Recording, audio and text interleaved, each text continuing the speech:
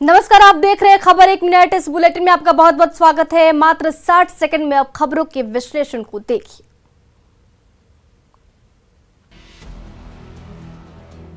बिहार के भागलपुर में बड़ा धमाका, और इतना बड़ा धमाका जिसकी गूंज दिल्ली तक भी पहुंची। प्रधानमंत्री मोदी तक भागलपुर में हुए धमाके की खबर पहुंची। भागलपुर धमाके की खबर से पीएम मोदी बेहद दुखी हुए। पीएम मोदी ने इस घटना पर दुख जताते हुए मुख्यमंत्री नीतीश कुमार से बात की है। पीएम मोदी ने ट्वीट करके इस बात की जानकारी दी है। ट्विटर पर पीएम मोदी ने लिखा कि बिहार के भागलपुर में धमाके से हुई जनहानि की खबर पीड़ा देने वाली है। मैं घायलों के शीघ्र स्वस्थ होने की कामना करता हूं। घटना से जुड़े हालातों पर मुख्यमंत्री जी से भी बात हुई है। प्रशासन राहत और बचाव कार्यों में लगा हुआ है और पीड़ितों को हर संभव सहायता दी जा रही है। पीएम नरेंद्र मोदी ने सीएम नीतीश कुमार को फोन कर पूरे मामले की जानकारी ली है। उन्होंने भागलपुर ब्लास्ट पर दुख जताया और सीएम नीतीश कुमार से बात कर हर संभव मदद का भरोसा भी दिया है।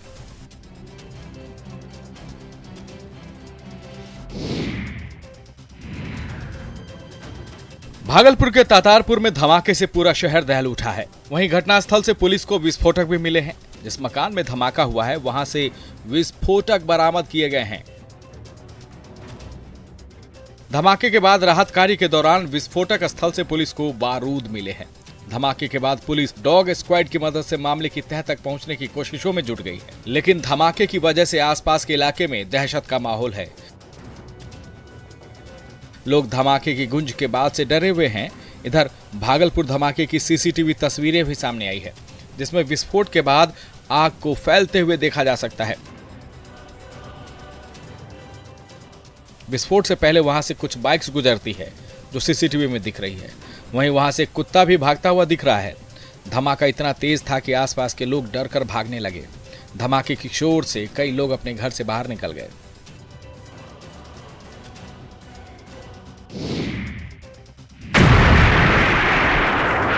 धमाकों से भागलपुर एक बार फिर दहल गया है। धमाका भी ऐसा जिसकी गूंज दूर के इलाकों तक पहुंची। तारपुर थाना क्षेत्र के काजवली चक में धमाके के बाद सिर्फ तबाही के मंजर हैं। एक घर के अंदर हुए भीषण विस्फोट से पूरे शहर में हड़कंप मच गया। ब्लास्ट के बाद कई घर पूरी तरह से जमींदोज हो गए। धमाके में आसपास के कई मकानों के दीवारों को भी भारी नुकसान पहुंचा है।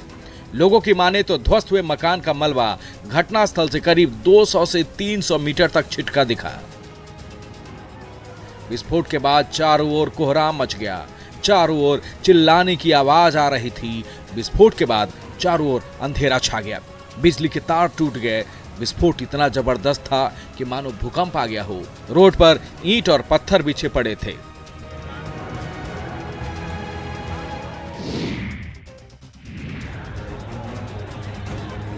भागलपुर में आधी रात जब लोग सोने की तैयारी कर रहे थे तो अचानक शहरी इलाके में एक तेज धमाका हुआ। धमाका भी ऐसा कि लोग सहम गए। किसी को कुछ समझ में नहीं आ रहा था कि यह आवाज भला किस चीज की थी, लेकिन हकीकत कुछ ही मिनटों में सामने आ गई। तातारपुर थाना क्षेत्र के काजवली चक में सिर्फ तबाही की तस्वीर थी। कोतवाली थाना से महज 100 मीटर की दूरी पर जिस मकान में सालों से आतिशबाजी का सामान बनता था, उसकी खबर पुलिस को तब लगी जब धमाका हुआ।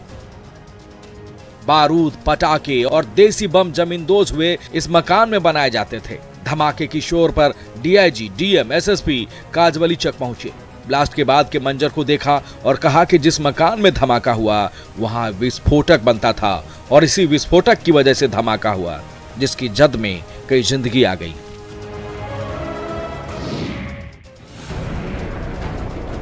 धमाके से भागलपुर में कोहराम मच गया। जिस जगह यह हादसा हुआ वहां काफी देर तक धुआं का गुब्बारा आसमान में दिखा।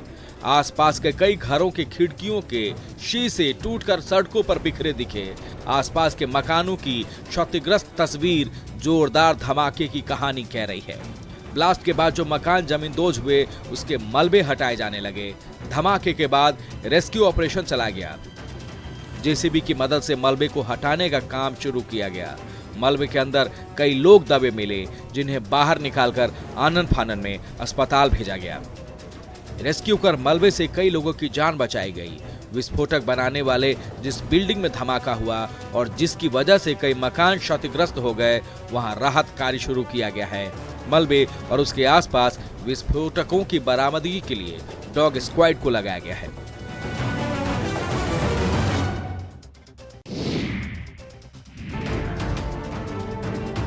भागलपुर में धमाके के बाद लोग डरे हुए हैं।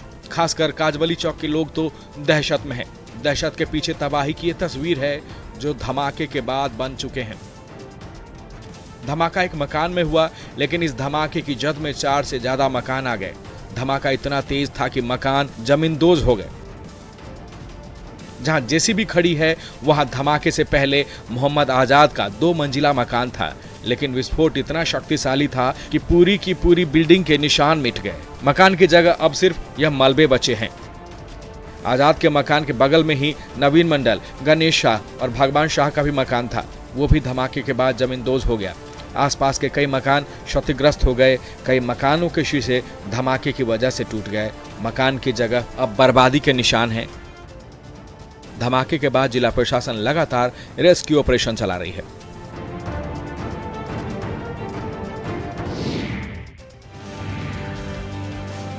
भागलपुर में धमाके के बाद घायलों को इलाज के लिए जेएलएनएमसीएच भेजा गया है। धमाके में जिनकी जान गई, उनके शव को भी अस्पताल लाया गया। जिला प्रशासन और अस्पताल प्रबंधन अलर्ट मोड में है। अस्पताल अधीक्षक खुद अस्पताल में हालातों की मॉनिटरिंग करते दिखे। घायलों के परिजन अस्पताल पहुंचे, अपनों की सलामती की दुआएं मांगी। वहीं जिन्होंने इस धमाके में अपनों को खोया, उनके आंसू थमने का नाम नहीं ले रहे। आंखों में आंसू और जुबान पर जिला प्रशासन के खिलाफ गुस्सा भी है। जिन्होंने इस धमाके में अपने पिता को खोया, उनका कहना है कि उनके पिता अवैध रूप से चल रहे पटाखा फैक्ट्री की सूचना कई बार पुलिस को दे चुके थे, लेकिन पुलिस की ओर से कोई कार्रवाई नहीं की गई। पुलिस की लापरवाही का नतीजा देखिए कि वहीं धमाके हुए जिसे लेकर पुलिस से शिकायत की गई थी। इनका कहना है कि इससे पहले भी उस जगह पर कई बार धमाके हो चुके हैं, लेकिन पुलिस हाथ पर हाथ रखे बैठी रही।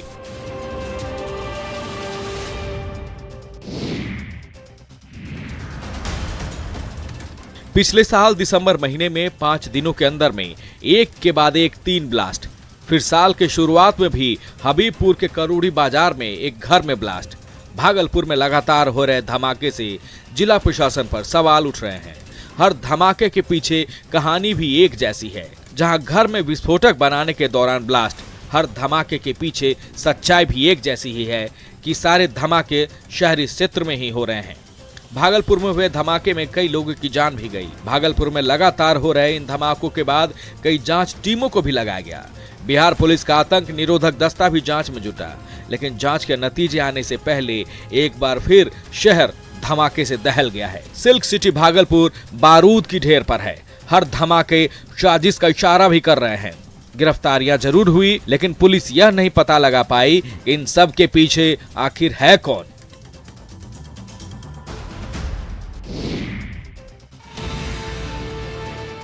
मुजफ्फरपुर के सकरा थाना क्षेत्र के रेपुरा गांव में भीषण आग लग गई, जिसमें 6 घर जलकर राख हो गए। अगलगी की इस घटना में लाखों की संपत्ति जलकर राख हो गई।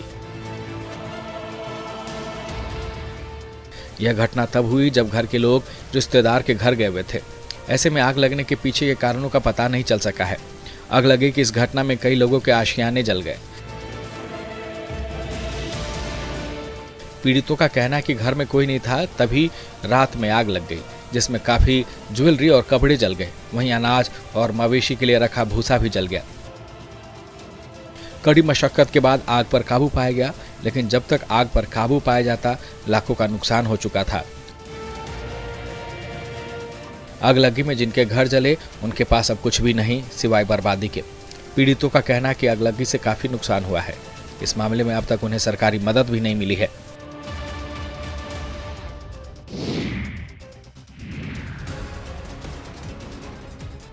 गया के लुटुआ में सुरक्षा बल और नक्सलियों के बीच कई घंटों तक मुठभेड़ हुई।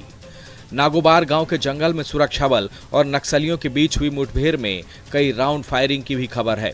दरअसल जंगल में सुरक्षा बलों के जवान सर्च ऑपरेशन के लिए निकले थे, तभी सुरक्षा बलों को निशाना बनाकर सियारवा कुआं के पास नक्सलियों ने 2 आईईडी को ब्लास्ट कर दिया। इसके बाद तो जवानों ने भी मोर्चा संभाल लिया और नक्सलियों को मुंह तोड़ जवाब देने लगे। नक्सलियों के खिलाफ जवाबी फायरिंग की जाने लगी। चारों ओर से घिरता देख नक्सली मौके से फरार हो गए। घना जंगल और अंधेरे का फायदा उठाकर भागने में नक्सली कामयाब जरूर हो गए, लेकिन सुरक्षा बलों ने इन नक्सलियों को साफ संकेत दे दिया है कि सरेंडर कर दो या फिर सुरक्षा बल के हाथ मारे जाओगे।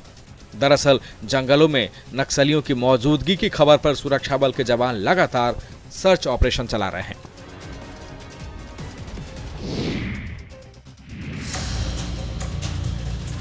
धनबाद में कोयले का अवैध कारोबार धड़ल्ले से जारी है। सभी थाना क्षेत्रों में अवैध कोयला डिपो और अवैध कोयला स्थल संचालित हो रहे हैं। अवैध खनन के दौरान दर्जनों लोगों की मौत हो चुकी है, लेकिन इसे रोकने में पुलिस प्रशासन नाकाम साबित हो रहा है। बरोरा थाना क्षेत्र में बरियाडीह पंचायत के जोगीडीह में पुराने भूमिगत खदान में अवैध मुहाने खोलकर कोयले की तस्करी की जा रही है। बरोरा थाने से केवल 3 से 4 किलोमीटर दूर अवैध कोयला खदान का मुहाना खोला गया है। बाहर से देखने से पता नहीं लगता कि ये इतना बड़ा होगा। करीब 2 से 3 किलोमीटर अंदर तक ये माइंस फैला हुआ है, जिसमें हजारों बोरों में अवैध कोयला भरकर रखा गया है।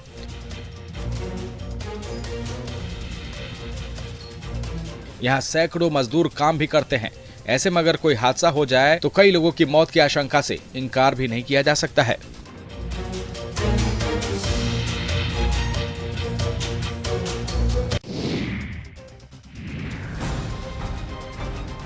बोकारो के कसमार प्रखंड के एसएफसी गोदाम से करीब 2245 क्विंटल अनाज गायब होने के मामले की जांच पूरी हो गई है। जांच अधिकारियों ने अपनी रिपोर्ट डीसी को सौंप दी, जिसमें अनाज के गायब होने की पुष्टि हुई है। जिसके बाद डीसी ने कसमार प्रखंड के सहकारिता पदाधिकारी जितेंद्र भगत के खिलाफ प्राथमिकी दर्ज करने और विभागीय कार्रवाई करने के निर्देश दिए हैं। गायब 2245 क्विंटल अनाज में से 2068 क्विंटल चावल और 176 क्विंटल गेहूं है। गायब अनाज का बाजार मूल्य करीब 50 लाख रुपए बताया जा रहा है। डीसी ने बताया कि कसमार में मामले के खुलासे के बाद दूसरे प्रखंडों में भी अनियमितता से इनकार नहीं किया जा सकता है। उन्होंने इसके लिए जिला पूर्ति पदाधिकारी को टीम बनाकर सभी एसएफसी के गोदामों का जल्द भौतिक निरीक्षण करने का निर्देश दिए हैं। कसमार प्रखंड के एसएफसी गोदाम से इतने बड़े पैमाने पर अनाज गायब होने से सवाल उठने लगे थे।